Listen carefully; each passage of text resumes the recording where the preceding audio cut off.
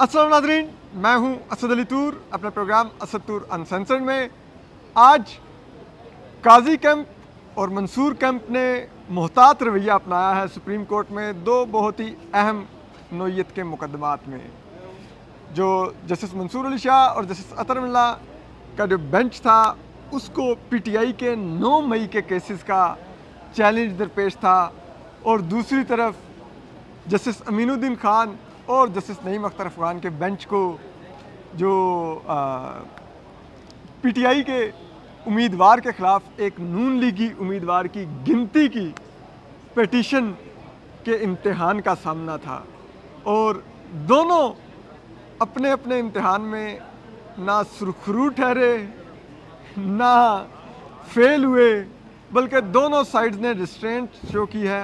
और ऐसा लगता है कि दोनों साइड्स ने अपने अपने अब पत्ते सीने से लगा लिए हैं, और जो लड़ाई आगे चलनी है, एक्सटेंशन या नहीं एक्सटेंशन, 12 जुलाई की जजमेंट का तफसीली फ़ैसला लगता है अब उसके ऊपर ही सब ने अपनी नज़र रखी हुई है, और नहीं चाह रहे कि पहले से कोई ऐसे कार्ड्स चलाएं कि बाद में जैसे कहते हैं ना, वो एक ऐसा बयानिया बने, नून लीग के ट्रोल्स इस तरफ बयानिया बना लें, पीटीआई के ट्रोल्स उस तरफ बयानिया बना लें। तो लाइक दोनों का आज का रवैया ज़रा मोहतात नज़र आया। तो हमारे साथ अदील सरफराज मौजूद हैं, इन्होंने ये प्रोसीडिंग्स कवर भी की, तो हमने कहा ज़रा अदील से पूछते हैं इनको क्या बॉडी लैंग्वेज लगी। सुना है कि जस्टिस नईम अख्तर अफगान बार बार अदील सरफराज आपकी तरफ या तमाम सहाफ़ियों की तरफ सर बहस नज़र पड़ जाती है। अच्छा, अब आप नज़र देखें, पड़ आप जाती एग्जैजरेट कर रहे हैं। देखें जजेस साहिबान अगर एक मुझे बात तो देखिए जो सहाफ़ियों ने बताया, मैं तो वो आपसे चाह रहा हूँ कि आप तस्दीक या तरदीद कर देना, क्योंकि मैं मामूली सहाफ़ी हूँ, मुझे पता नहीं चलता। आप मुझे फिर वो मैं उसमें अमूमन गलती कर देता हूँ,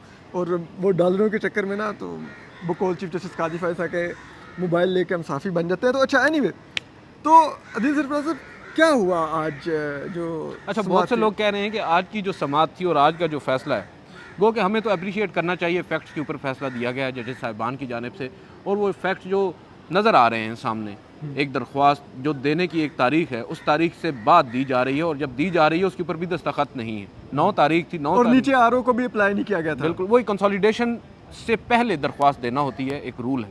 कंसोलिडेशन से पहले दरख्वास्त नहीं दी गई। इस एक नुक्ते के ऊपर नून लीग के उम्मीदवार की दरख्वास्त खारिज हुई है। बहुत से लोग कह रहे हैं कि पाकिस्तान तहरीक इंसाफ को एक अनप्रेसिडेंटेड किस्म का रिलीफ मिल गया। हाँ, जो मौजूदा सिनेरियो है, जो जजेस हैं, उनकी हद तक आप कह सकते हैं कि उन्होंने एक सरप्राइज़ आपको ज़रूर दिया है, मगर फैसला उन्होंने आइन और कानून के मुताबिक ही दिया है। इसमें तो उनको अप्रिशिएट करना चाहिए।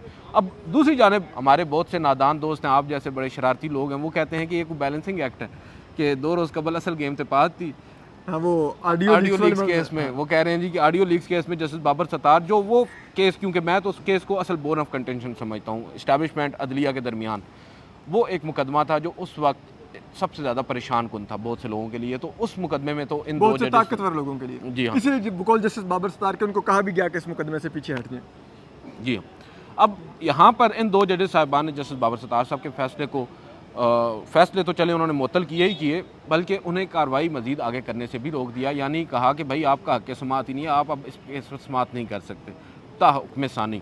अब मुकदमा यहाँ पर गैर मुइन्ना मुद्दत तक मुलतवी हो गया। बहुत से लोग कह रहे हैं कि यह अब अक्टूबर के बाद ही लगेगा। बहरहाल जब भी लगेगा, मगर इन 2 जजेस साहिबान ने वो जो फैसला दिया है, अब लोग आज के इस फैसले को उस फैसले के साथ जोड़ रहे हैं कि ये शायद उसका बैलेंसिंग एक्ट है, मगर मैं नहीं समझता कि ये कोई बैलेंसिंग एक्ट है। आज का केस अगर जजेस साहिबान इन फैक्ट्स को भी नज़रअंदाज कर देते तो फिर शायद इन जजेस साहिबान की काबिलियत के ऊपर भी सवालात उठते। गो के कमरा अदालत में जस्टिस अमीनुद्दीन खान, ये आज पहली समाअत नहीं, आपको मालूम है 2 रोज़ कबल भी इस मुकदमे की समाअत हुई है। लतीफ़ खान खोसा जो कि अपोजिंग कैंडिडेट को रिप्रेजेंट कर रहे थे, काबिलियत के ऊपर तो वो जो जिस किस्म का इन्होंने एक वो इख्तलाफी नोट लिखा हुआ है कि कोई गैर आइनी गैर कानूनी फैसला मानने की कोई आइनी बॉडी पाबंद नहीं है, तो उस वक्त उठ चुके हैं सवालात। लेकिन चलें आप आज के उस पर आ जाइए। अच्छा जस्टिस अमीनुद्दीन खान, जैसे नईम अख्तर अफगान के 12 जुलाई वाला वो नोट है ना, माशाल्लाह मशहूर ज़माना, वो तो मैं जेन्युइनली समझता हूँ, ये मैं तंज में नहीं कह रहा दिल से फराज, मैं जेन्युइनली समझता हूँ कि वो नोट लॉ कॉलेजेस में लॉ स्टूडेंट्स को पढ़ाना चाहिए कि ये आप नहीं कर सकते। अच्छा, एनीवे, चलें आप बात आ रही है। अब देखें, आप ड्रैग कर जाते हैं यार, मुझे असल बात भुला देते हैं। अब हुआ ये है कि आज की समाअत में हमने गुज़िश्ता समाअत पर भी देखा, जस्टिस अमीनुद्दीन खान जो है, सोचना नहीं पड़ता, झूठ सोचना पड़ता है बयान करने के लिए। यार देखिए, ये तो आप please, जस्टिस आप क्यों नहीं- भुला देता हूँ मैं आपको, आप चले कंटिन्यू करें। जस्टिस नईम अख्तर अफगान साहब ने भी ऑडियो लीक्स केस में ये बात की थी, आप फिर वहाँ पर नहीं सुनते। उन्होंने कहा था कि हम लोग पता नहीं सच क्यों नहीं जांचना चाहते, सच तक पहुंचना नहीं चाहते, मैं आपको उधर मौका आप दे रहा खामोश हूं, हो जाते। आप सच नहीं दे रहे ना। देखिए, मैं जस्टिस नईम अख्तर अफगान साहब का यहाँ पे स्पोक्समैन लगा हुआ ऐसे लग रहा है। अच्छा, नहीं, जस्टिस कोशिश कर रहे हैं, हम लग नहीं सकते। हाँ, वो मैं उनके उन पास तक नहीं झंडे पहुंच- वाला शो है, 6 लोग होते हैं। अच्छा, जस्टिस अमीनुद्दीन खान साहब को जब बताया हसन रजा पाशा साहब, आज देखें ना, आजकल ऑन अ लाइटर नोट, मैं भी चकवाल से हूँ, चकवाल वाले दिहाड़े आजकल बड़े माड़े ने। हाँ, चकवाल वाले आजकल ज़ेरे ताब है, ठीक तो है? हमारे जो और अगर मैं गलती पे नहीं हूँ तो दिल सरफराज आप हैं भी लतीफाल अच्छा, से, नहीं, और नहीं, नहीं, नहीं, और नहीं, नहीं, उसी नहीं, गांव से जहाँ से जनरल नहीं, फैज नहीं, मीर का बिल्कुल ताल्लुक है, उनके कहीं हमसाए शमसाए भी और हैं। सर हमसाया आप कह सकते हैं, बड़ा लंबा चौड़ा हमसाया है, इतना नहीं है। हाँ, चलो ठीक बहरहाल- है, दो तीन घर छोड़ के रहते हैं सर, दिल सरफराज जनरल फैज मीर के घर से। जी अच्छा, नहीं चलें, ठीक है। कंटिन्यू करें। अच्छा, ये अब आप अब- अंदाजा कर लीजिए। अच्छा, ठीक है। मैं चकवाल की मैं बात करके फंस पाकिस्तान गया के ताकतवर हलकों को आगाह कर रहा हूँ, ठीक है, कि जो खानदानी जरा है। अच्छा, ये जो आज वकील साहब थे ना, हैरान कुन तौर मैंने पर कहा नून लीग के मुझे दोबारा ना उठा लेना, इस दफा कोई और भी चुको। अच्छा, एनीवे, नून लीग के उम्मीदवार थे, उनके जो वकील थे, अली गौहर साहब, नहीं नहीं, अली गौहर साहब के जो वकील थे वो थे हसन रजा पाशा साहब। मैं चकवाल का जिक्र उनकी वजह से कर रहा हूँ, वो भी चकवाल से हैं। तो तासुर ये था कि जिस तरह के फैसले आ रहे हैं, अभी काजी साहब ने भी एक फैसला दिया है रिकाउंटिंग से मुताल्लिक ही, तो ये फैसला उसी तर्ज पर आएगा। और बेंच के हवाले से भी ये बात हो रही थी। तो जब वकील साहब को मुश्किल सवालात का सामना करना पड़ा, तो मैंने अपने साथ खड़े एक साफ़ी को कहा, मैंने कहा यार ये आजकल चकवाल वालों के दिन वाकई बहुत बुरे हैं, चाहे साइड किस पर भी खड़े हों, उन्होंने केस हारना ही हारना है। तो हसन रजा पाशा साहब गो के नून लीग को रिप्रेजेंट कर रहे अब थे, चकवाल हारे हुए लश्कर में है। बिल्कुल हारे हुए लश्कर में। तो यहाँ पर अमीनुद्दीन खान साहब ने हसन रजा पाशा साहब से पूछा, जो वकील हैं अली गौहर साहब के, कि क्या इस केस के उस केस से मेरिट्स मिलते हैं, इसके जो काजी साहब ने हाँ जो जी। मेरिट्स तय कर दिए हैं। तो उन्होंने कहा जी बिल्कुल ये एग्जैक्टली सेम केस है। तो उस पर वो काफ़ी हद तक कन्विंस थे कि अगर वही केस है तो वही असूल तय होगा, तय हो चुका है असूल। कन्विंस थे कि वो, तो वहाँ पर जस्टिस नईम अख्तर अफगान, अब ये मेरी रीडिंग है, हो सकता है मैं गलत हूँ, लेकिन जस्टिस नईम अख्तर अफगान साहब ने एक क्वेश्चन पॉपअप किया, और उन्होंने जब वो सवाल उठाया तो उस पर हमारे भी कान खड़े हुए कि यार ये सवाल तो पूछने वाला था। उन्होंने पूछा कि भाई ये जो तारीख होती है, अगर आप कहें तो मैं सीक्वेंस में पढ़ दूँ वो चीज़ें। जी। उन्होंने जस्टिस अमीनुद्दीन खान ने कहा कि सुप्रीम कोर्ट दोबारा गिनती पर पहले एक फैसला दे चुकी है। हाँ। हसन रजा पाशा ने कहा कि जी उस केस में भी हकायक वही हैं, इस केस में भी हकायक वही हैं। जस्टिस नईम अख्तर अफगान साहब ने कहा कि आपके केस में आरओ कह रहा है कि उसे दोबारा गिनती की दरख्वास्त ही नहीं मिली। उन्होंने कहा कि आप आरओ को दी गई जो दरख्वास्त दिखा रहे हैं उस पर कोई तारीख भी दर्ज नहीं है। कैसे मान लें आपने दरख्वास्त 9 फरवरी को ही दी थी, रिकॉर्ड से दिखाएं नताइज मुरतब होने से पहले आपने आरओ को दरख्वास्त दी थी, कंसोलिडेशन से पहले। उसके बाद वकील साहब ने कहा कि लाहौर हाई कोर्ट ने फैसले में लिखा है कि हमने रिटर्निंग अफसर को दरख्वास्त दी थी। अमीनुद्दीन खान ने कहा कि हो सकता है हाई कोर्ट से गलती हो गई हो। नईम अख्तर अफगान साहब ने कहा कि कोई रिकॉर्ड मौजूद नहीं कि अली गौहर बलोच ने रिटर्निंग अफसर को दरख्वास्त दी। जस्टिस अमीनुद्दीन खान ने कहा क्या इलेक्शन कमीशन रिकॉर्ड में अली गौहर बलोच की रिटर्निंग अफसर को दरख्वास्त है, दी गई दरख्वास्त है। इलेक्शन कमीशन के डीजी ला हैं अरशद साहब, वो पेश हुए, उन्होंने बताया कि बगैर दस्तखत के एक दरख्वास्त है मगर ऑफिशियल रिकॉर्ड में कोई दरख्वास्त नहीं है। जस्टिस नईम अख्तर अफगान ने कहा कि जिस दरख्वास्त का हवाला दिया जा रहा है इस पर भी कोई तारीख दर्ज नहीं है। सर बड़ा सादा सा मामला है, एक तारीख थी, उस तारीख से पहले आपने दरख्वास्त आरओ को देनी थी, आपने नहीं दी, उस बुनियाद पर आपकी दरख्वास्त खारिज हो गई है। और मैं इस फैसले को इस वजह से सराह रहा हूँ कि अगर ये फैसला इस हवाले से जो आज आया है ये ना आता तो फिर उसके ऊपर तनकीद हो सकती थी। और वो जो आप कह रहे हैं उन जजेस साहिबान की काबिलियत के ऊपर भी सवालात उठाए जाते थे, हो सकता है कि उनकी काबिलियत अक्सर औकात हम लोग तो जजेस पर वो कर देते हैं, जजमेंट पास कर देते हैं, अक्सर औकात वकला भी डॉज करते हैं, मुकम्मल फैक्ट्स नहीं बताते, मुरवत में जजेस भी मारे जाते हैं, बाद अज़ा उनको रियलाइज़ होता है कि जजेस का काम है फाइल पढ़ के आए। नहीं, बात आपकी दुरुस्त है, बिल्कुल 100% फाइल उनको ये भी एक आपको मालूम है ना, सुप्रीम कोर्ट में या अदलिया में एक कंसेप्ट है, कई जजेस साहिबान ये समझते हैं कि उन्हें फ़ाइलें पढ़ के आनी चाहिए। कई जजेस साहिबान पूछते हैं कि अगर हम फ़ाइल पहले पढ़ लेंगे तो हमारा जहन मेकअप हो जाएगा, लिहाजा हमें कोर्ट के अंदर बैठ कर ही फैक्ट्स को देखना चाहिए और वकला से पूछना चाहिए कि असल फैक्ट्स क्या हैं। तो इस पर दो मुख्तलिफ नुक्ता नज़र सुप्रीम कोर्ट में पाए जाते हैं। मुझे ये लगता है कि जजेस को फाइल पढ़ के आनी चाहिए, फिर वकला मतलब को आप जस्टिस इजाजुल हसन वाले स्कूल ऑफ थाट से आप चकवाल वाले जिस मर्जी स्कूल ऑफ थॉट के हों, मैं एक बात कर रहा हूँ कि अगर जजेस फाइल पढ़ कर आएँ उसके बाद वकला की जॉब, असल जॉब है कि वो उन जजेस को नए पहलू दें, ठीक है। और अगर वो नया पहलू नहीं दे सकता तो फिर वो वकील असद अली तूर जितना ही काबिल है। ठीक है, ठीक है। इसलिए क्योंकि आपने कहा कि हम जजमेंट पास कर देते हैं जजेस के बारे में, ये हमारा काम नहीं है, मैं तो कम से कम नहीं करता, आप चकवाल वाले करते रहे, बल्कि आप लोग तो जजमेंट्स पास भी करवाते रहे हैं। अच्छा, अब आगे आ रही है दिल सरफराज साहब, फिर एक था उधर जो चैलेंज दरपेश है जस्टिस मंसूर अली शाह, जस्टिस अतर मिल्ला को पीटीआई की लोगों की, एक एमपीए की और एक और की वो दरखास्त जमानत थी 9 मई के केस हमाद में। जावेद साहब और एक नज़र साहब गलत। हाँ, नज़र साहब एमपीए थे और हमाद जावेद साहब जी, जी। उधर से थे लाहौर के 9 मई के वो जिना हाउस। कोर कमांडर्स हाउस उसी को कहें तो बेहतर है, जिना हाउस हमने बिला वजह ना, जो नहीं है वो मत कहें, हम नहीं है किसी इदारे के तर्जमान कि हम वो जिना हाउस के ट्वीट्स करें। अच्छा, एनीवे वो मेरी खबर जा रही है, चलें इससे बाद में हम बात करते हैं। ठीक है, तो अब जो लाहौर के कोर कमांडर हाउस के घिराव केस में जस्टिस उन्होंने मंसूर अली शाह ने जो सवालात उठाए, उनका एक सवाल ये था कि ये बताइए कि जिनका ये जो मुल्जिम है ये वहाँ पर मौजूदगी की एविडेंस है ये कोर कमांडर हाउस में मौजूद हों, और जस्टिस अतर मिल्ला ने भी कहा कि क्या सीसीटीवी फुटेज में ये वहाँ पर नज़र आ रहे हैं। तो ज़ाहिर बात है कोर कमांडर हाउस है, वहाँ पे जगह जगह पे सीसीटीवी कैमरे होंगे, ठीक है, लेकिन फिर भी अगर आप देखिए जो एक थे एक्यूज्ड वो सरेंडर करने आए थे आज, जो एमपीए थे, उनके वकील बीमार हो गए, इन्होंने उनकी समाअत एडजर्न कर दी, ठीक है, अब वो तो गिरफ्तार हो सकते हैं, उनके पास तो ज़मानत ही नहीं है।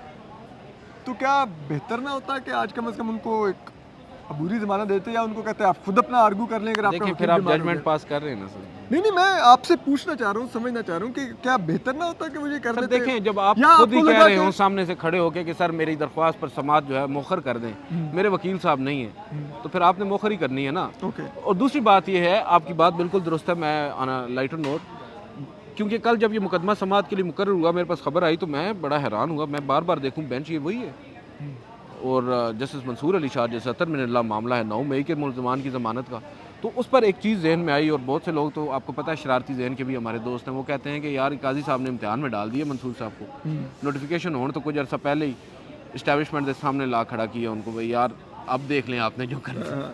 देखिए तो इसको वो- चीफ जस्टिस का आप नोटिफिकेशन करेंगे जो 9 मई वालों को जमानतें देता है। जी हाँ, तो उन्होंने बड़ा वेल लेफ्ट किया सर, और उन्होंने रिक्यूज़ नहीं किया, उन्होंने डिनाई नहीं किया उनके राइट्स को, उन्होंने आज नोटिस कर दिए हैं। अभी मेरी मतीउल्लाह जान साहब से बात हो रही थी तो मैं उनसे समझने की कोशिश कर रहा था, क्योंकि वो आपको पता है हमारे सीनियर हैं, उस्ताद मेरे हैं। तो मेंटोर है। तो मैंने उनसे समझने की कोशिश की कि क्या प्रिलिमिनरी जो हेयरिंग होती है इसके ऊपर नहीं आज रिलीफ उनको मिल सकता था। चलें एक शख्स का तो है वो सरेंडर कर रहे हैं, लेकिन उनके वकील नहीं है, मगर दूसरे शख्स उनके वकील भी मौजूद हैं, वो जेल में हैं। तो उन्होंने कहा कि देखें प्रिलिमिनरी हेयरिंग के ऊपर आप लाजमी नहीं है कि आप मेरिट्स के ऊपर सुनें, आज नोटिस होंगे, नोटिस के बाद प्रॉपर हेयरिंग तो दूसरी होती है, उस पर उनको सुना जाएगा, वो अब देखना होगा कि कब समाअत के लिए मुकर्रर होता है, उसके ऊपर अंदाज़ा हो जाएगा जजेस साहिबान। लेकिन आज यहाँ तक तो तकरीबन तमाम कोर्ट रिपोर्टर्स ही मुतफिक हैं जो कमरा अदालत में मौजूद थे कि भाई आज दोनों फाजिल जजेस साहिबान टू सम एक्सटेंट मोहतात थे, वो रिस्ट्रेंट का मुजाहरा कर रहे थे, और शायद वो भांप चुके हैं कि मुकदमात जो हैं वो अचानक से जो समाअत के लिए मुकर्रर हो जाते हैं अक्सर औकात उसमें आप ट्रैप भी हो जाते हैं, तो वो फिर शायद वो मुकदमात जो समाअत के लिए आपके बेंच के आगे रखे जाते हैं, वो उनमें से कोई ना कोई ऐसा भी होता है जो जाल फेंका गया होता है, ठीक है। और अब एक बात है ना दिल से प्राज, अब वो 12 जुलाई वाले जजमेंट का डिटेल जजमेंट आना है, अभी तो वो ऑर्डर था, ऑर्डर ऑफ द कोर्ट था। अब आप अगर टाइमिंग देखें कि अगर इधर भी वो बेल दे देते, उसके बाद वो आ जाती 12 जुलाई की डिटेल जजमेंट, उसमें भी पीटीआई को रिलीफ मिला होता, तो एक पूरी हुकूमत कैंपेन खड़ी कर देती जस्टिस मंसूर अली शाह, जस्टिस अतर मिल्ला के नाम, देखो ये वो जो एक टर्म निकाल कर रखा, ये ईमानदार जजेस हैं, ये देखो इन्होंने ये तो दे रहे हैं, इनको जमानतें, ये सब कुछ दे रहे हैं, उनको फ्रस्ट्रेट करते हैं, ठीक है।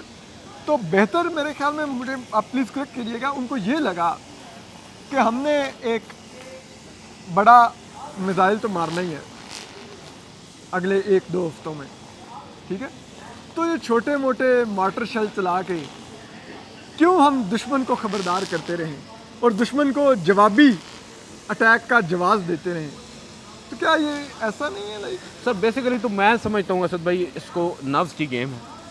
आप कितना अपने आसाब के ऊपर काबू रखते हैं, आप कितना अपने वो जो आप जुडिशल रिस्ट्रेंट की भी बात की है, आप देखें इलेक्शन कमीशन ने उस 12 जुलाई वाले फैसले के अगेंस्ट आपसे कुछ वजाहत तलब कर रखी है, आप अभी तक वो वजाहत नहीं दे रहे। आप चाहते हैं कि भाई डिटेल जजमेंट में ही वो दी जाए। तो ज़ाहिरी बात है, आपकी बात से मैं मुत्तफ़िक हूँ कि जजेस साहिबान ने यही कहा है कि अब हम एक ही दफ़ा बैटिंग करेंगे और शायद शानदार करेंगे। वो तो अब मालूम होगा कि क्या करते हैं। अक्सर औक़ात हम यहाँ पर देखते हैं कि खोदा पहाड़ और निकला चूहा, कई दफ़ा वो भी मरा हुआ होता है। तो अब चलें, फैसला तो आ चुका है 12 जुलाई को, उसको डिटेल रीजनिंग जो है वो बहुत ज़्यादा, मैं तो समझता हूँ 12 जुलाई के मुख्तसर फैसले से ज़्यादा जो नज़रें हैं वो उसकी डिटेल रीजनिंग के ऊपर। यस, उसमें बहुत से आस्पेक्ट्स जो हैं उनको एड्रेस किया जाना है। बिलखसूस 13 जनवरी का फ़ैसला मैं अगेन बात करूँगा, क्योंकि असल मामला वहाँ से शुरू हुआ। और जो आज बहुत से लोग कह रहे हैं कि आउट ऑफ कॉन्टेक्स्ट या out of the book, out of constitution री राइट कर दिया गया कॉन्स्टिट्यूशन को, मैं ये समझता हूँ कि इस सवाल को भी बड़े खूबसूरती के साथ एड्रेस किया जा सकता है और वो किया जाएगा मोस्ट प्रोबेबली, क्योंकि उस पर इतनी ज़्यादा सर बात हो चुकी है। क्योंकि आपको मालूम है जब बुनियाद ही गलत हो जाए तो फिर वहाँ पर री राइटिंग ऑफ द कॉन्स्टिट्यूशन नहीं बनती। 13 जनवरी का फैसला ही जब साबित हो जाए कि गलत था, जब 3 जजेस के फैसले को 8 जजेस बैठकर ये कह देंगे वो फैसला गलत था, तो फिर पाकिस्तान तहरीक इंसाफ पार्टी भी थी, फिर सुन्नी इत्तेहाद कौंसिल में जाने की ज़रूरत भी नहीं थी, फिर वो जो आज़ाद थे वो पाकिस्तान तहरीक इंसाफ के थे, और फिर वो जो मखसूस नशिस्तें पाकिस्तान तहरीक इंसाफ को दी हैं उसके लिए उन्होंने आइन को री राइट नहीं किया। मेरी ये सादा सी अंडरस्टैंडिंग है। मैं आपसे बिल्कुल इत्तेफाक करता हूँ। जब चीज़ें ही रिवर्स करके 12 जनवरी पे लेके जा रहे हैं, ठीक है, कि 12 जनवरी का जो स्टेटस था, तो फिर आप कुछ री राइट नहीं कर रहे, आप करेक्शन ऑफ कोर्स कर रहे हैं जो उसके बाद हुआ। बिल्कुल, ठीक है। और तो 13 ये जनवरी सुप्रीम कोर्ट का जो as court of the law 13 काम है, हाँ, ड्यूटी है। यस, जो 13 जनवरी को जो तबाही हुई पाकिस्तान के आइन की, पाकिस्तान के इंतखाबी निज़ाम की, पाकिस्तानी वोटर के हक की, पाकिस्तानी जमहूरियत की, उन्होंने उस डैमेज को कंट्रोल करने के लिए उस सबको रिवर्स किया। ठीक है। अच्छा अदील, आखिर में ज़रा जाते जाते अगर आप पास है, मतलब मैं सुन रहा हूँ कि सुना है कुछ सितंबर के पहले या दूसरे हफ्ते में, या हो सकता है अगस्त के बिल्कुल आखिर में भी ये 12 जुलाई वाली तफसीली फ़ैसला आ जाए। कुछ ऐसा होने जा रहा है या आपको लगता है कि 24 अक्टूबर को तफसीली फ़ैसला आएगा? आपकी ख्वाहिश है, लेकिन देखें मेरी अंडरस्टैंडिंग के मुताबिक तो सितंबर में आ जाना चाहिए, सितंबर के पहले या दूसरे हफ्ते में। अब ऑब्वियसली हमने पूछा भी था, ये तो अब रिकॉर्ड पर मौजूद है, जस्टिस मंसूर अली शाह साहब, उन्होंने हमें तारीख नहीं बताई। ऑब्वियसली जजेस बताते भी नहीं हैं। वो ये कह रहे थे कि अभी फ़ैसला लिख रहे हैं, और ज़ाहिरी बात है एक जज तो है नहीं या 2 जज हैं नहीं, 8 जजेस हैं, और उसमें गर्मा की तातीलात भी हैं। कई जजेस साहिबान कहीं पर हैं, कहीं पर हैं, उन सब के साथ शेयर भी की जाएगी जजमेंट जब लिख ली जाएगी, उसके बाद उसको हतमी शक्ल दी जाएगी, और फिर कई जजेस साहिबान ने अपने नोट्स भी ऑब्वियसली लिखना होंगे। ठीक है, तो उस पर वक्त तो लगेगा। तो हमने एक गैस वर्क किया था, ये हमारी खबर नहीं थी, हमारा अंदाज़ा ये था उनसे गुफ्तगू के बाद कि शायद तातीलात के बाद यानी सितंबर के शुरू या मिड में ये फ़ैसला आ जाएगा। हो सकता है अगर उससे कबल ही उनकी जजेस साहिबान के साथ मुशावरत मुकम्मल हो गई हो तो आजकल में भी जारी कर सकते हैं, क्योंकि उन्होंने ख़ुद तो 2 हफ्तों का वक्त कहा था। उन्होंने कहा था मैं भी लिख रहा हूँ, और जजेस अभी छुट्टी पर हैं, जब वापस आ आप जाएंगे वहीं पर थे ना? हाँ, उन्होंने कहा कि मैं लिख लूँगा तो फिर मैं जजेस में भेजूँगा, फिर किसी ने अगर उसमें कुछ ऐड करना होगा या उससे कुछ और कहना होगा तो वो फिर अपने नोट्स एक्सचेंज करेंगे, और फिर अगर किसी ने अपने नोट अलहदा से भी लिखने होंगे वो लिखेंगे। ये प्रोसेस है तो ना। सब में उन्होंने कहा कि वो टाइम लगेगा, लेकिन उन्होंने कहा कि ये टाइम थोड़ा तेज़ हो जाएगा जब छुट्टियाँ ख़त्म हो जाएंगी मौसम गर्मा की, यानी कि जो 15 अगस्त को ख़त्म हो चुकी हैं, तो इट मीन्स अब उनका लिखने का अमल भी तेज़ हो गया होगा, फिर वो अगर सब में वो सर्कुलेट होगा तो लाइक आ जाएगा। और आपको लगता है कि वो जो फ़ैसला होगा वो ये डिसाइड करेगा कि आइनी तरमीम की आखिरी कोशिश करनी है एक्सटेंशन देने की चीफ जस्टिस काजी फैसला को, या फिर अब कुछ ऐसा रास्ता निकाला जाएगा जस्टिस मंसूर अली शाह के साथ ही काम करने की तैयारी की जाए? सर देखें, इवेंचुअली तो जस्टिस मंसूर अली शाह साहब के ऊपर ही रिलाय किया जा सकता है मौजूदा हालात में। और जो हम देख रहे हैं काजी फाइज़ ईसा साहब, हम लोग तो बहुत ज़्यादा तनकीद भी करते हैं, बहुत से लोग हमें कहते हैं कि शायद हम बेजा तनकीद भी करते हैं काजी फाइज़ ईसा साहब पर, मगर एक चीज़ को तो मैं और आप दोनों मुत्तफ़िक हैं कि आजकल हम देख रहे हैं कि काजी फाइज़ ईसा साहब को तकरीबन तमाम अदवार से ही निशाना भी बनाने की कोशिश की जा रही है। जो उनके अगेंस्ट लोग सुप्रीम कोर्ट तक आ चुके हैं, लाए जा चुके हैं, जो भी है। अब देखें काजी फ़ाइज़ ईसा साहब भी इस वक्त काफ़ी हद तक ज़ेर अताब हैं। गो के 1 महीना पहले तक सूरत हाल मुख्तलिफ थी, मगर अब अब वो उन्होंने भी तीर खा के देखा जो कमीगाह की तरफ, तो उनको अपने ही दोस्तों से उनकी मुलाकात हो चुकी है। ठीक है, हुकूमत भी अब उस मुबारक सानी केस में इधर पिटिशनर बनी हुई है जत्थों की तरह। ठीक है, और जो उनके जो मद्दाह यूट्यूबर हैं जो झंडे तले खड़े होके नहीं, वैसे झंडे तले खड़े होना कोई गुनाह तो नहीं। नहीं, मैं नहीं कह रहा, ये तो उनके शो की निशानी है ना यार। वो छक्का जो यार हो रहा है, एक दिन यार वो जो 14 अगस्त वाले दिन वो जो- आपने झंडा नहीं उठाया था। वो जो छक्का है, मैं उसकी बात कर रहा हूँ। तो एनीवे, तो वो भी नहीं उसमें कुछ उनके लिए कोई कलमा खैर बोल दे, कोई उनका दिफा कर रहे, एक उन्होंने लफ्ज़ नहीं बोला उनकी रूलिंग के हक़ में। तो इसलिए ज़ाहिर बात है, अब कमीगाह में वो देख तो रहे हैं कि तीर कौन कौन मार रहा है। तो आपको लगता है कि काजी फ़ाइज़ साहब ये जो इस इम्तिहान है जिसमें उनको उन्हीं के दोस्तों ने डाल दिया है, उससे वो अपने आप को बचा के निकाल लेंगे, या ये उनको मैसेज दिया जा रहा है कि आप अगर एक्सटेंशन नहीं मिलेगी तो इसका ये मतलब नहीं कि आप आखिर में लेगेसी बनाने के चक्कर में कोई एडवेंचरिज्म करें? तो देखिए, मैं इतना आगे तो सोच नहीं सकता, आपकी बड़ी गहरी नज़र है।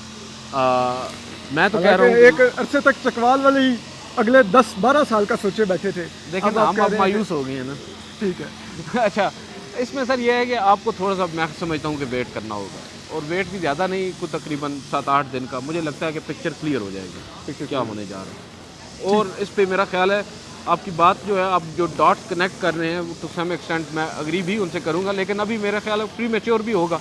हालात आपको पता है बदल जाते हैं। आज जिस तरह का फैसला दिया है 2 जजेस साहिबान ने, जिनको हम ख्याल भी कहा जाता है, और जिस तरह की रिस्ट्रेंट का मुजाहरा जस्टिस मंसूर अली शाह और जस्टिस अतर मिनल्ला उनकी मौजूदगी में किया गया है, ये बहुत सारी चेंजेस भी आ रही हैं, मंजरनामे तब्दील होते जा रहे हैं। और मैं समझता हूँ कि हमें शायद वो जो तफसीली जजमेंट है उसके आने के बाद सूरत हाल वाज़े हो जाएगी। उन्होंने अब कहा है कि अब बस करो अब। तो ठीक है, अदील सरफराज हमारे साथ थे। अदील सरफराज ने भी बहुत ही मुहतात गुफ्तगू की, आपने सुनी। चकवाल वाले इस वक्त कोई भी एक एक लफ्ज़ सोच के बोल रहे हैं कि कोई भी लफ्ज़ कहीं पर एंटीने खड़े कर सकता है, और फिर चकवाल के ताकतवर तरीन लोग अगर, जैसे कहते हैं ना, वो मस के मेहमान बन सकते हैं, फ़ौजी मस के, तो अडयाला तो वैसे भी अब एक काफ़ी उसमें जगह सुना खाली है। तो देखते हैं। अदील सरफराज, आपके वक्त का बहुत बहुत शुक्रिया सर। और आपको पता है मेरी आपके लिए दुआ क्या है। मेहरबानी तो करो। उम्मीद है कि मैं वहाँ पर कभी ना कभी आपको ज़रूर मिलने आऊँगा, खाना देने, सिगरेट देने। तो बहरहाल ये हालात है कि आज काजी कैंप और मंसूर कैंप ने बड़े मोहतात अंदाज में चले हैं, और नहीं कोई ऐसा मौका दिया कि जो उनके ऊपर तनकीद का या उन पर जानिबदारी का इल्ज़ाम लगा सके। तो हम आपको अपडेट करते रहेंगे। अपना ख्याल रखिए। अल्लाह हाफ़िज़।